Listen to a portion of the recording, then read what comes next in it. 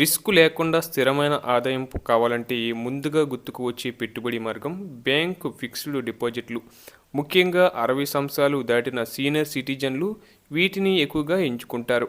అయితే reserve bank of India 4 సార్లు policy రేట్లను తగ్గించడంతో బ్యాంకులు డిపాజిట్ల వడ్డీ రేట్లను తగ్గించాయి. దీంతో ఎందరో డిపాజిట్ చేయాలో తెలియక చాలామంది అయోమయంలో పడిపోయారు.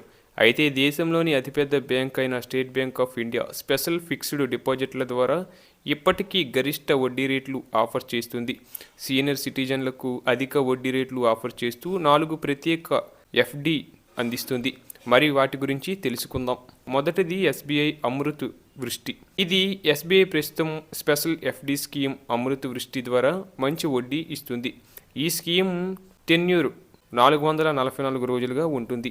ఇందులో జనరల్ కస్టమర్లకు 6.45% వడ్డీ ఇస్తుండగా సీనియర్ సిటిజన్లకు 6.95% వడ్డీ ఆఫర్ ఇస్తుంది.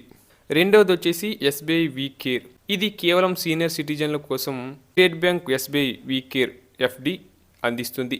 ఈ స్కీమ్ టెన్యూర్ 5 ఏళ్ల నుంచి 10 ఏళ్ల వరకు ఎంచుకోవచ్చు. ఇందులో సీనియర్లకు గరిష్టంగా 7.05% వడ్డీ ఆఫర్ చేస్తుంది.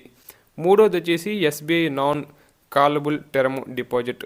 ఇది నాన్ కాలబుల్ టర్మ్ డిపాజిట్ స్కీమ్ ద్వారా ₹1,00,00,000 నుంచి 3 కోట్ల వరకు రిటైల్ డిపాజిట్లు చేయవచ్చు. ఈ స్కీమ్ ఏడాది టెన్యూర్ అయితే జనరల్ కస్టమర్లకు 6.55%, సీనియర్ సిటిజన్లకు అయితే 7.05% వడ్డీ ఇస్తుంది. ఇక 2 ఏళ్ల టెన్యూర్ ఎంచుకుంటే జనరల్ పబ్లిక్కు 6.80%, సీనియర్లకు 7.30% మేర వడ్డీ అందిస్తుంది. నాలుగోది వచ్చేసి ఎస్బీఐ ప్రోటోన్స్. ఇక ఎస్బీఐ ప్రోటోన్స్ స్కీమ్ ద్వారా సూపర్ సీనియర్ సిటిజన్లు అంటే 80 ఏళ్ల వయసు దాటిన వరకు 10 బేసిక్ పాయింట్లు అదనపు వడ్డీ ఇస్తుంది. సీనియర్లు సూపర్ సీనియర్లకు 7.05% నుంచి 7.30% వరకు వడ్డీ ఆఫర్ చేస్తుంది. డిపాజిట్లు చేయాలనుకునేవారు తమ సమీపంలోని ఎస్బీఐ బ్యాంకు బ్రాంచ్ను సంప్రదించాలని స్టేట్ బ్యాంక్ ఆఫ్ ఇండియా తెలిపింది. ప్రస్తుతం స్టేట్ బ్యాంక్ ఆఫ్ ఇండియాలో ఫిక్స్డ్ డిపాజిట్లు 7 రోజుల నుంచి 10 సంవత్సరాల టెన్యూర్ కలిగి ఉన్నాయి. వీటి ద్వారా జనరల్ పబ్లిక్కు గరిష్టంగా 6.40% వడ్డీ ఇస్తుంది. ఇక సీనియర్ సిటిజన్లకు 6.90%, సూపర్ సీనియర్ సిటిజన్లకు అయితే 7.30% వరకు వడ్డీ ఆఫర్ చేస్తుంది.